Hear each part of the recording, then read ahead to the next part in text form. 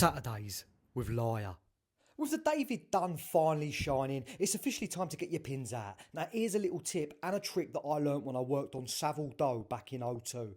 Get an old pair of Roy Keanes that you don't wear anymore, or buy a pair from a charity shop for a Paul McKenna. Take some Richard gears out of your Bobby Moore and cut just above the area where your Richard Keys would sit.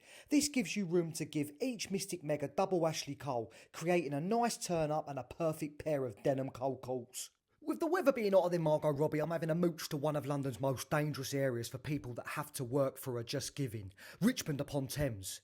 With it being band t-shirt season, I decided to go with one of my favourite bands, Bruce Springsteen. This way, if it does kick off with rival football fans, I was born to run. My Gucci's more Ally McCoist in a steam room, so I take a pit stop and grab myself a latte with extra Declan Rice. The missus has one of them green Ben Thatchers. I continue my Dwight Yorke and I say hello to some rich people sailing on an Alex Scott. I noticed there's a series of boat races going on for people that wear Crocs and go on climate protest marches, known as an Alvaro Maratta. I see a boat full of crumpet with one particular bird doing a great impression of married life. Bring it up! What? I then see another intense boat race kicking off and I decide to give them some moral vocal support. Go on, Twickenham! They are paddleboards. Oh.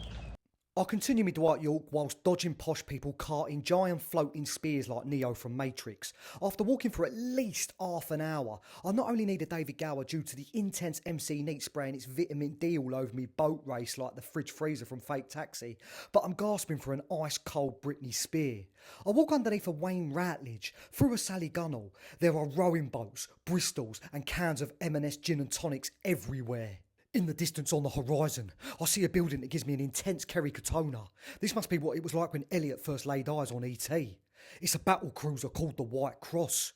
I head straight there and get up the Stephen car and order an ice cold Britney that's served in a beautiful, warm, plastic cup. I sit outside and take in the rays of the current, reflecting and glistening off the Sergeant Slaughter's ripples. I mooch on, walking in the direction of Richmond and Bill. I decide to go to a place that I know I can get cheap Penelope Cruz.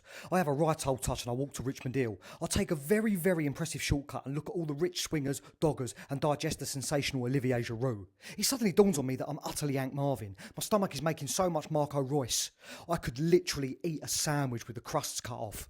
I hear someone with a lisp say the word gracious, and it sounds like thank you in Spanish. This gives me a craving for tapas. Immediately I set off like a greyhound on protein powder. I head straight to a little Spanish tapas restaurant called Rincon. I see a waitress and I say, Mesa para Lufa Vandross. Table for two. We order a tuna salad and an octopus finger, some potato bravos, a mixture of croquets and a bowl of King Vince Vaughn's. The ravishing Rick Rude is absolutely mustard.